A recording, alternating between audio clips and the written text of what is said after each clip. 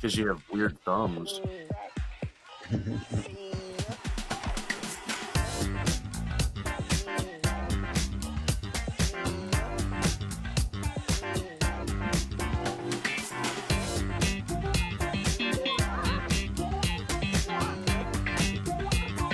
Just like the trailers to all your favorite movies you see in the theaters, our theme song goes on way too long. Welcome back to Popcorn and Beers, where some use tomatoes and others use thumbs. We use the stuff that gets you drunk. All right, and we're recording this on Father's Day, so happy Father's Day to all you fathers. That looks like a Yingling. Yingling? It's a Yingling Light. Okay. All right, this is a Ascension cider. It's called Pilot. See here. Sparkling super juicy cider. Cider's good. I do like my cider super juicy. Just like I like my drunk classics. So we're gonna start in a different place today. We're gonna start with that drunk classic. Because I had a lot of fun, and it's like the first drunk classic from that era that I've watched in a while where I'm like, you know what? Some of this kind of holds up still. Not all of it, but some of this is kind of like they're making some pretty vicious political points in this movie that are still like legit. They hit on in the first 15 minutes. They hit on the rich getting richer. They hit on global warming. They hit on corporate greed.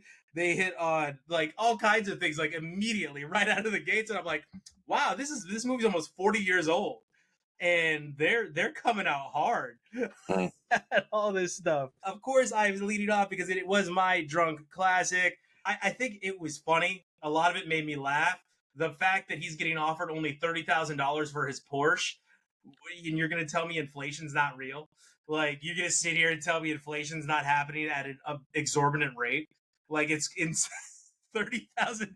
Come on, Bernie, that's more than fair. That's more than fair. The Hitman, you've seen him in so many movies, by the way. That Hitman has been in so many different movies, and I'm just like, I know his face, but I have no idea what his name is, and I feel so disrespectful. But he's been in so many movies. Mob Guy number 3. At dinner, when the mobster, speaking of, decides that he's going to put a hit out on Bernie and not the associates, that foot scene that she does under the table, as a young man, as like a 10-year-old, I was under the impression that was going to happen all the time. It doesn't. It doesn't ever happen, actually. Yeah. It was so much to love about this movie. At the end of the day, it's a popcorn of one. The lifestyle you kind of wish you had, where they're partying from place to place to place along the beach. They drive golf carts around his little island. He's got the biggest house on the island. The best friend, the dad. How about I knock your block off? You say one thing to me. Walks out in his underwear, and it reminds you of every 90s dad, like ever, right? Like, just walks out in their underwear to their refrigerator, chugging water or milk or whatever. So for me, yeah, it is a pop one. Josh, welcome back to the show. What did you think? It's been a while since I've seen Bernie, and I was pleasant about it. I enjoyed it. It was good. It was it was a laugh riot, but I did like all the ridiculous classism. It was almost like Alice in Wonderland levels of ridiculous. The floating party thing, people coming and going. Yeah. I really like the guy who he brings the guy the champagne. He's like, here, and he walks away. That was funny. I don't know why that was funny.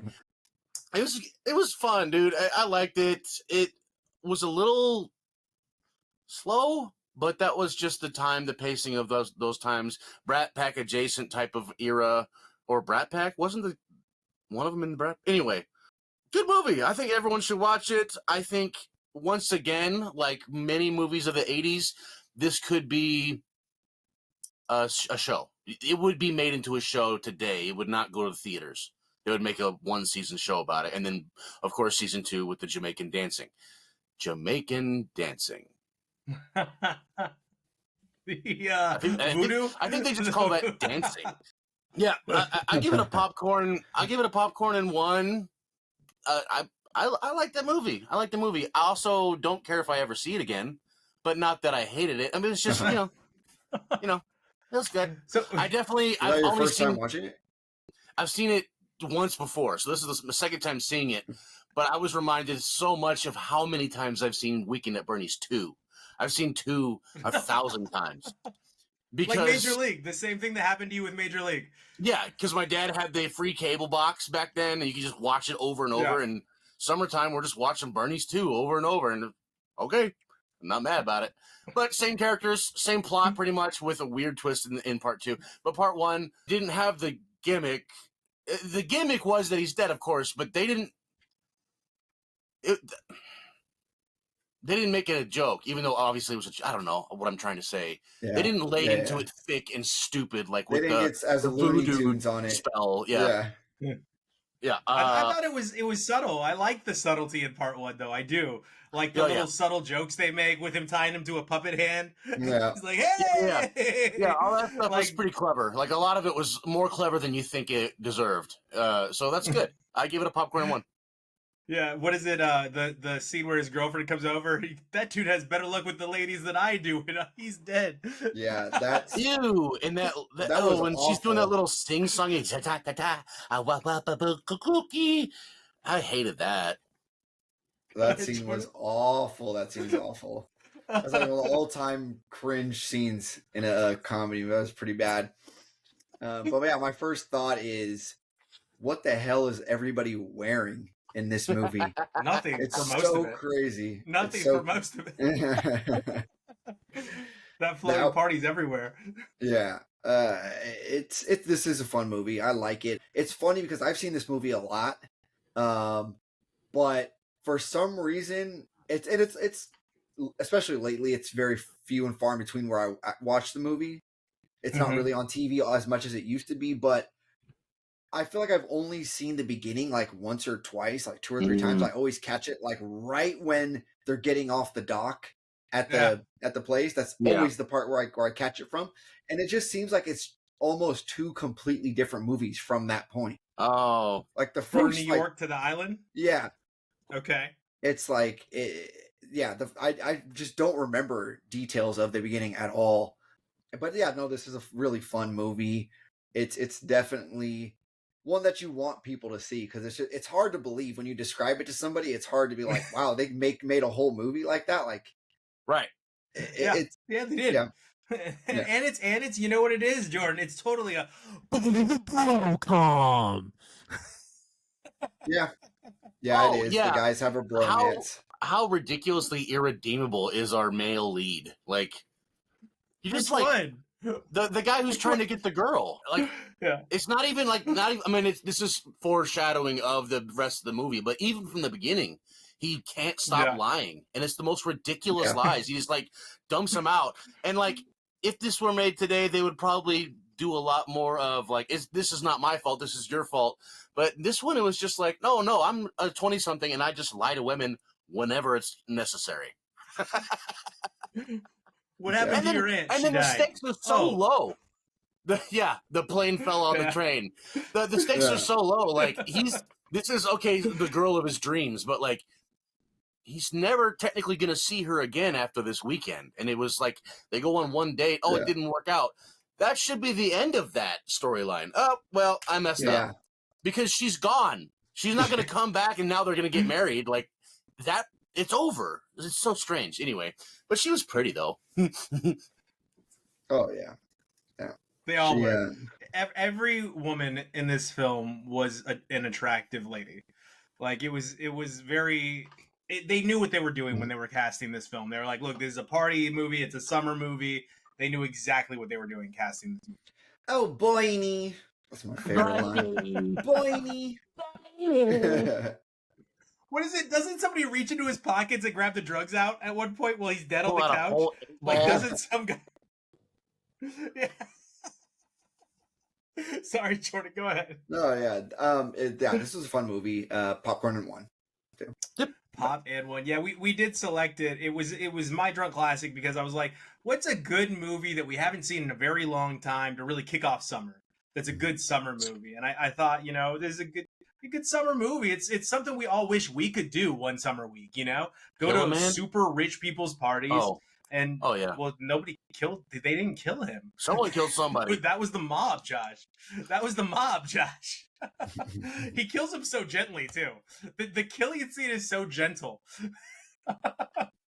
All right, so going in the exact opposite direction, we're going to go to our Butter on Top, which was a little bit of an animation anxiety trip, if you will. Oh, man. We went and saw Inside Out 2. Jordan, did you go with anyone? Did you take one of your nieces or nephews, one of the 17 of them? No, I didn't. I was You the went by yourself. yeah, I was the adult in a theater Me full too. of just screaming, rambunctious children. And it's fine. Well, I mean, what do you expect? You can't be mad. You're on the premiere night of a kids movie on a summer weekend. It's to be expected. So, just chill out and let the kids have their time. It's not about you.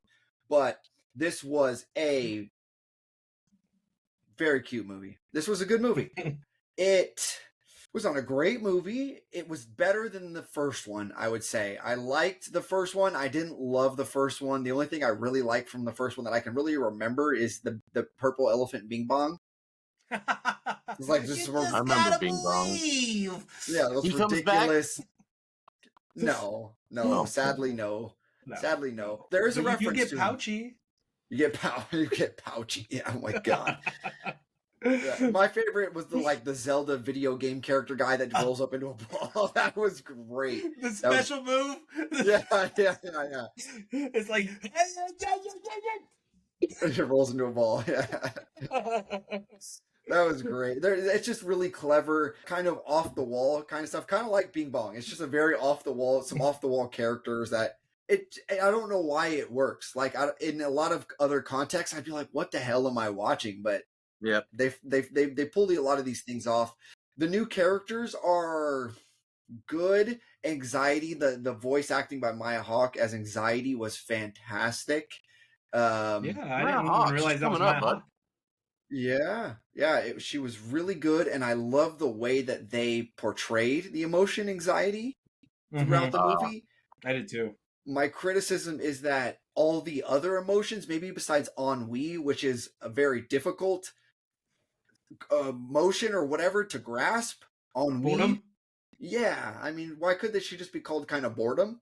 I like It's a kids' ennui. movie. I feel like it's a big concept, maybe a little bit hard to grasp. But I thought she was okay. She was pretty good in her spots, but the other emotions just didn't really have a role. Like the one that Ayo Edebiri plays, which is jealousy or what is it? Envy didn't really seem to have a solid grasp on being envious.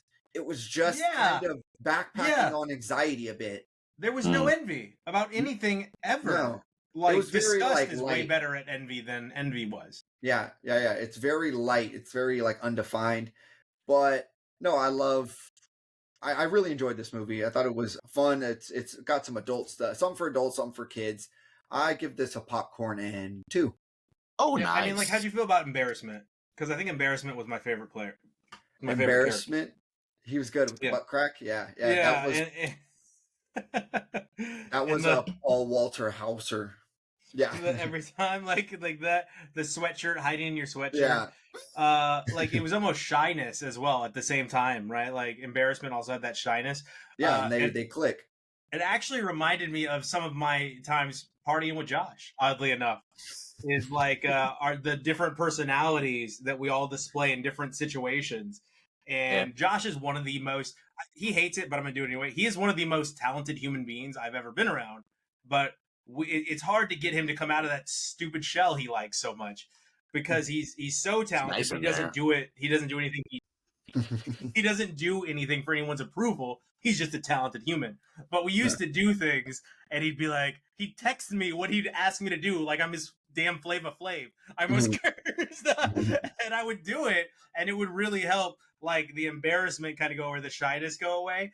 And he's a big guy, obviously. You haven't met him in person, Jordan, but that's who he is, and I can kind of draw that link between those two.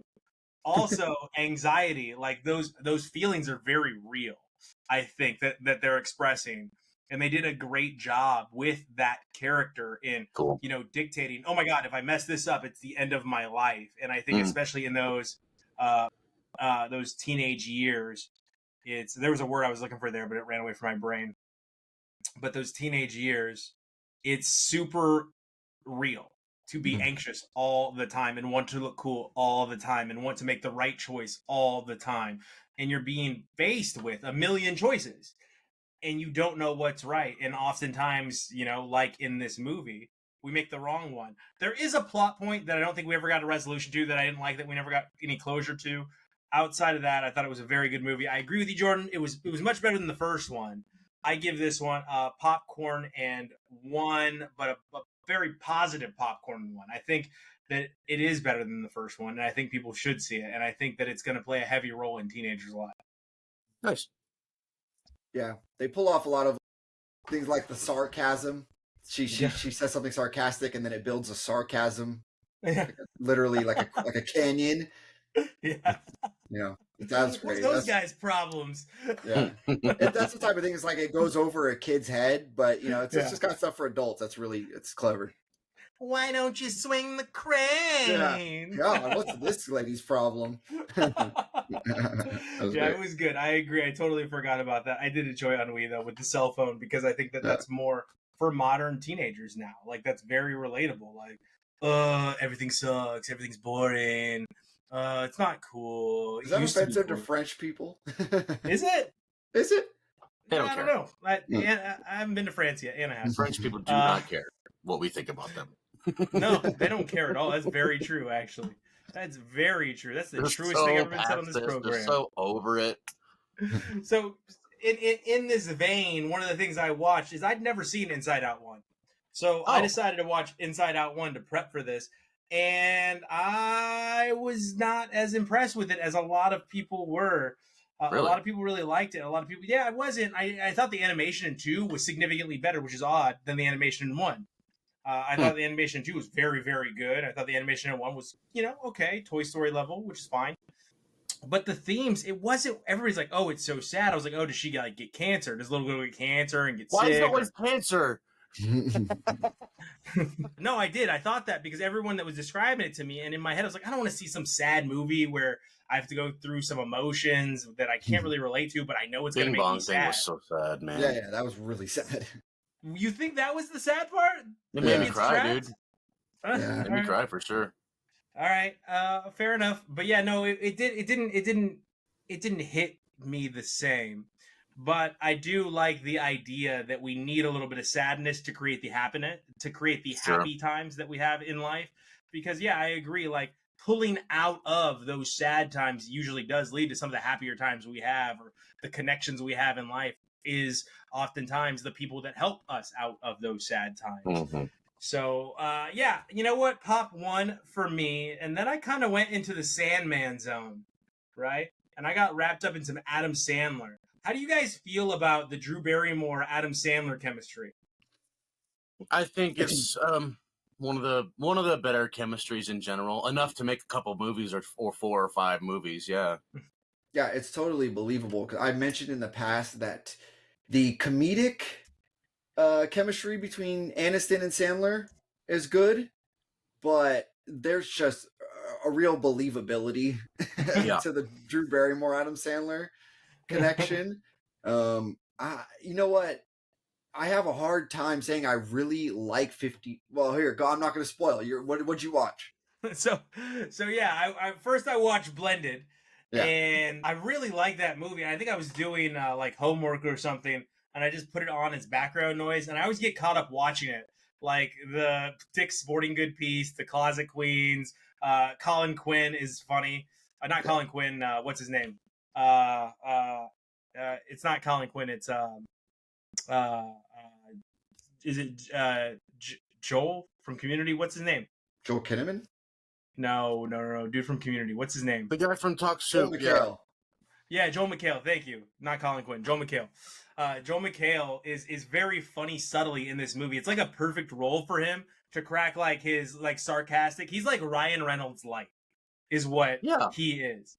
And he's funny in the role of like, playing spoiler against Adam Sandler at the big climactic moment where Adam Sandler's going to profess his love to Drew Barrymore's character.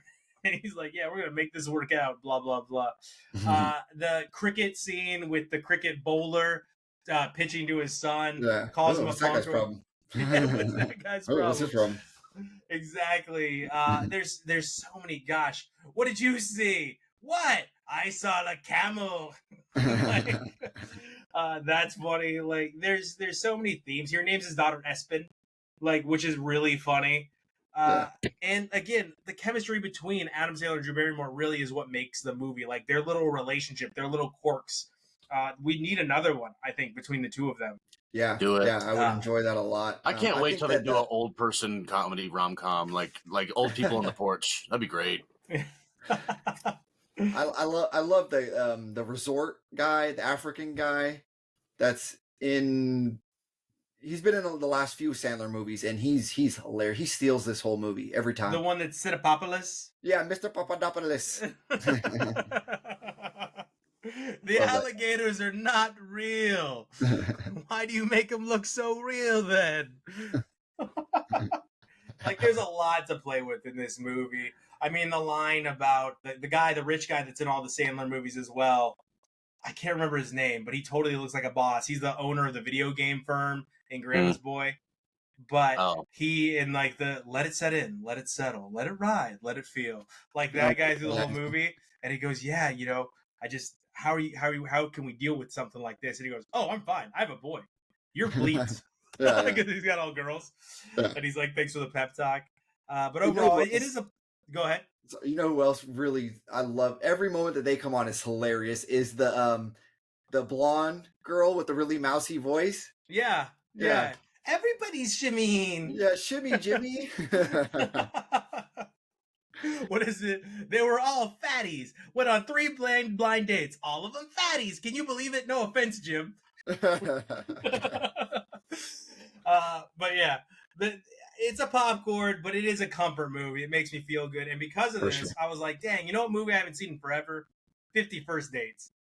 So I tracked down 50 First Dates because it's Adam Sandler. It's on Netflix, of course. Peanut butter cup. I didn't realize it. Did you know they do a shout out to Callahan Auto Parts in this to Tommy Boy in this movie? Cool. No. Yeah, I caught it this time around. It's when they're going through the brain clinic or like the mental facility to help people like regain their cognitive functions. Yeah. He's like, this whole place is sponsored by Callahan Auto Parts in Ohio, in Sandusky, Ohio, or whatever. And I was like, oh, snap. Wow. Like, they did a shout out to Tommy Boy. I love it. So that one got me. And it reminded me also, this film reminded me also of all like the little one-liners. Like, even though Adam Sandler doesn't make the best movies, he always has like some one-liners. Yep. Yeah, and they stick with you. Like, you start repeat this, like that you repeat to your friends all the time.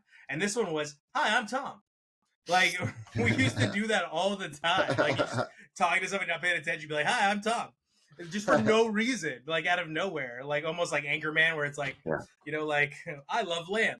Like, you just say something for no reason, and it was, hi, I'm Tom.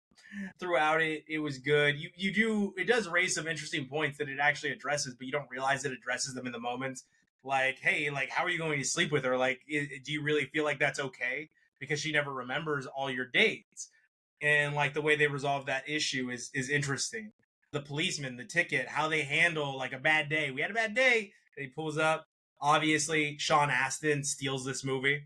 Sean Astin is so good in this movie. How do you play Sam Gamgee, one of the most iconic roles of all time, and then outdo it by being a mesh shirt, burpee doing, like, that was incredible, dude. Yeah. What does he tells Dan Aykroyd, what would you say about a friend? And he's been having wet dreams as an adult. And he goes, I say, lay off the juice, whatever his name is. And he goes, I'll tell my friend you said so. It's just such a good role. And he does such a perfect job. But again, it is a popcorn. But I don't know. I do love everything that these movies do. Because as we see them in the moment, we're like, oh, it's so bad. And then we go back and watch them, like, it's kind of a comforting movie. It's weird. Like, he just makes comforting movies. Go ahead, Jordan. What I was saying before you started was that, this is one of those movies where I struggle to, like, really be like, do I like this movie? Mm-hmm. I don't know. The first time I watched it, I was like, this is boring. Like, it's a good concept. It's like, it's good, but I I was young. This came out a long time ago, so I was pretty young. But I was just like, this is kind of boring to me. And I kind of begrudgingly watched it a couple times, and I pick up something funnier every time. But it's still just I haven't bought it yet, but I want to. Something in me wants to. I want to like it so bad. Yeah. All right. Well, did you like the first Omen? No.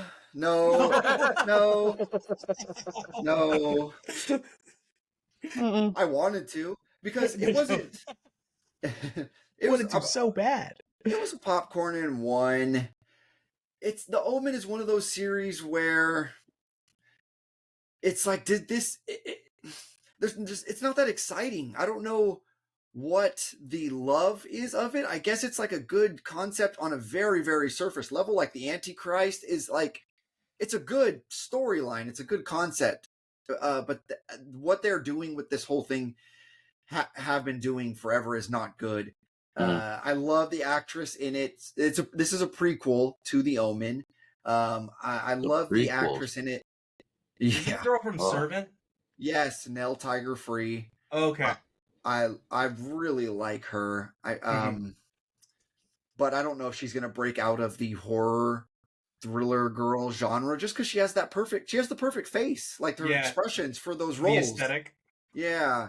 She has like the lady from oh my god, if they ever remade The Shining, the wife, she would be. That's the role that's made for her. Whenever I think of her, though, I always think of the scene in Servant season 4. I haven't even started season 5 yet, so I'm working on it. Good show. Servant season 4, where she's trying to flirt with the Indian chef guy, and she's like, "Yeah, I'm wearing a bikini," and he's like, "That sounds cold." Yeah. He's like totally terrified of her. Yeah. No. Sorry, go ahead. You're good. The beginning of the movie is over the top and just makes no sense. It's just trying to hit you with some real early shock factor because it gets really slow. It's very slow between the excitement, the big more shock value scenes but they try to make this a fun movie. They put in some jump scares.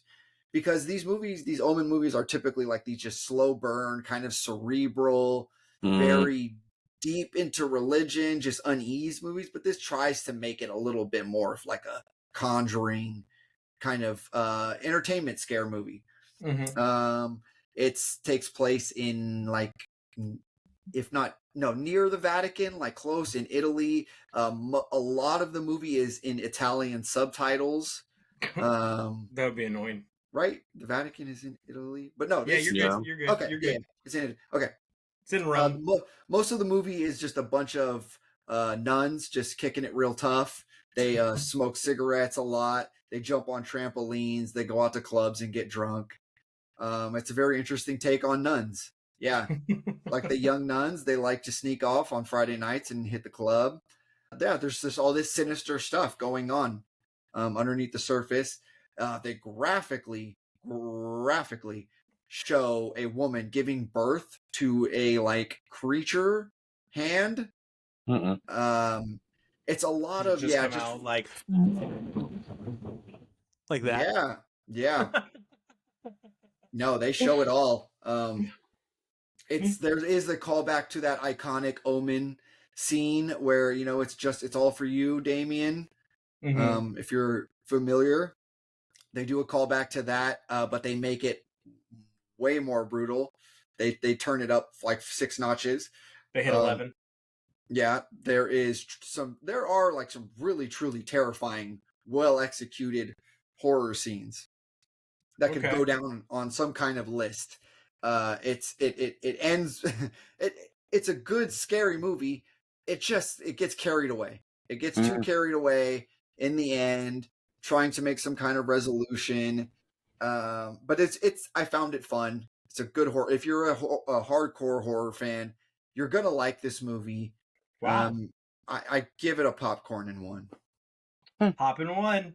All right. Well, I watched a documentary about murder. Not quite the same. What Jennifer did on Netflix, and it was one that was on my list for a while. and I watched it and I regretted watching it. It's a popcorn, but it's a story of a Vietnamese woman in Canada that has her parents killed, or does she? And her dad survives. That's why it's kind of silly. And he tells the big quote, the big reveal is, "Do your police work, do the police stuff," to get her to tell what Jennifer did. That's it. That's what you had for me. That was the gripping piece. He said, "Do your police stuff." Like, shut up. Do your job. The thing here is, I learned, is Canadian cops are allowed to lie to suspects to urge a confession out of them. So Canadian cops can get someone to lie during an interrogation, or can lie in an interrogation to get somebody to tell the truth. It's like there's a lot of big tough guys that are Canadian, and then they talk, and and with that accent, it's really hard to take them seriously as tough guys.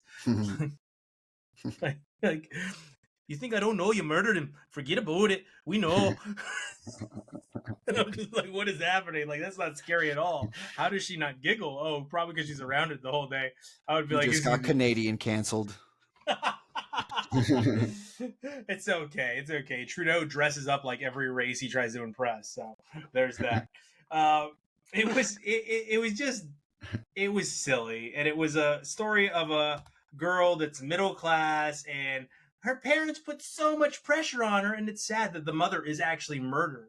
But I also have no sympathy for the girl, because every parent puts pressure on their kids to be successful. Every single one. Like, I'm sorry, even if it's inadvertent pressure, there's a slight pressure there, like, hey, don't fail out of school. Like, hey, I worked really hard to provide you, like, with the means to be at least decently human. It's also kind of racist. And I'm like, wow, even in Canada, as much shit as they like to talk, they're racist too, because guess who she blames for the murder? Two big black guys. Oh. Snap.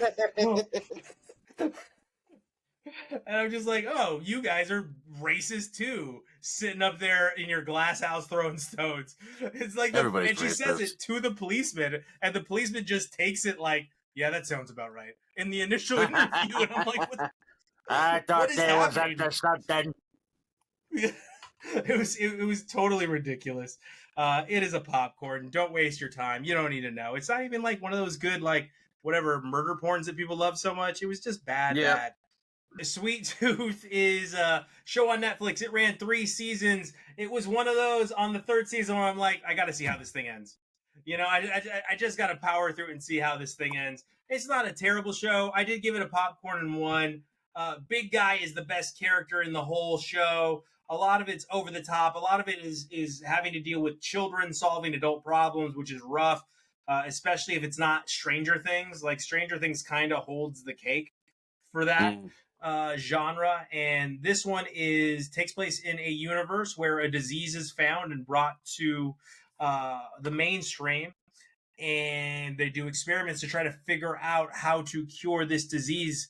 And it's killing off humans, but it's creating what's called a hybrid. And women are giving birth to half animal, half human babies. So that's great. Hybrid babies. And it's like all different kinds. You have like elephants, toucans, monkeys, cats, mice. Some come out like almost full animal.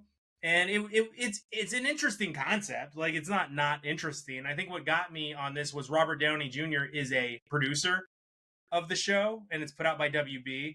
It's, got top billing. Like, it's got a good cast. It's got good writing. It's a hard to believe concept. They don't really land the plane in season 3, and it ends with a pretty big bomb that goes off at the end of the episode. It's not a literal bomb. It's just a bomb, hypothetically, that gets dropped.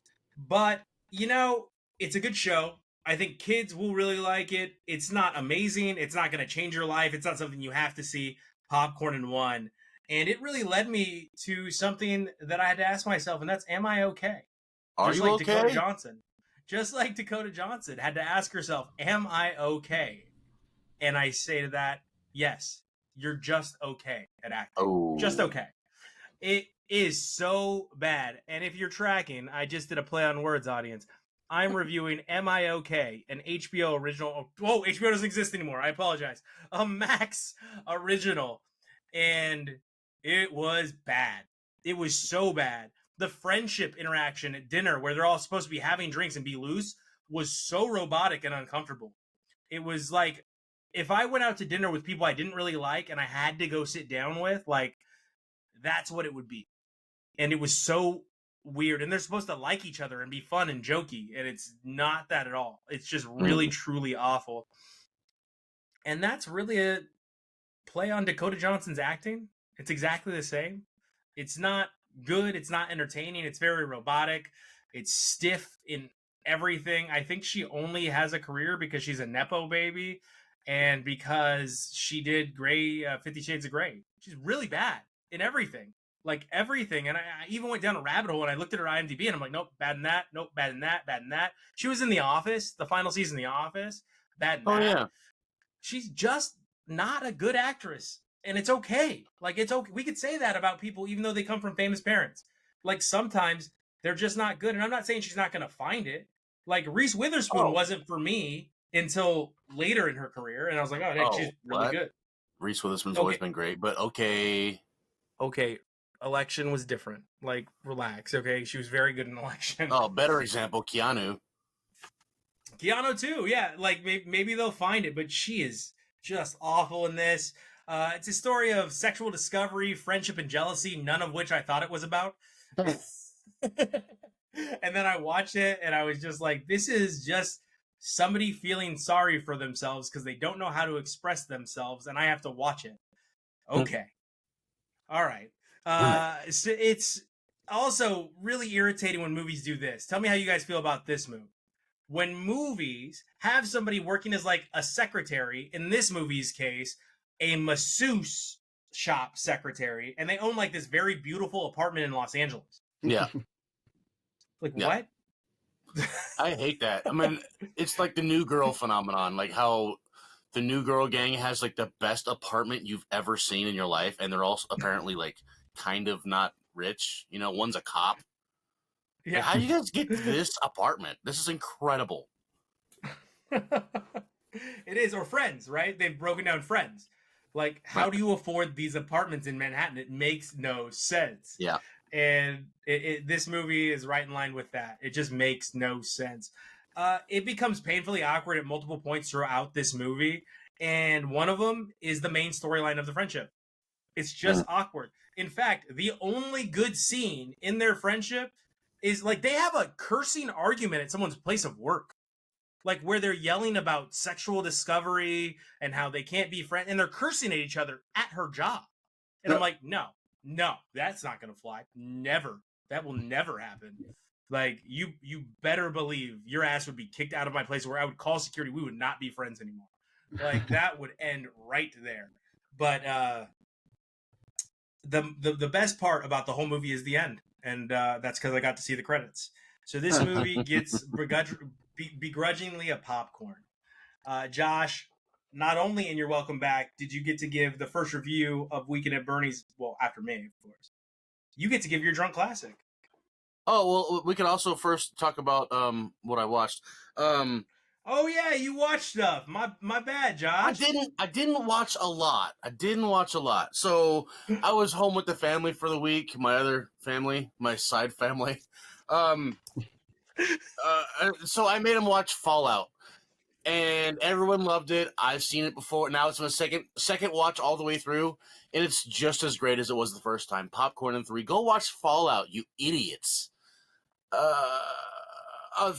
Yeah, that's all. And then I got to watch when we weren't watching Fallout, my brother brought his laptop and we hooked it up and we watched a lot of the Dropout. What do you call it? The Dropout Network. You can subscribe to it like a Netflix. They have their own network now. And if you're not familiar with the Dropout Network, it's not exactly new, but it used to be called College Humor. And then it was switched hands a little bit and reorganized, and now it's its own thing, but it still has a little College Humor. Like College Humor used to have a lot of skits and stuff. Now they've honed those into shows. So there's a huge list of different kinds of shows, game shows. There's a Dungeons and Dragons show where they all just play Dungeons and Dragons. the ones that I watched this weekend, though, of note, Very Important People is an incredible show. It's like a Barbara Walters type interview thing where she's the interviewer, and then they take one of their, almost all of them are like improv comedian writers.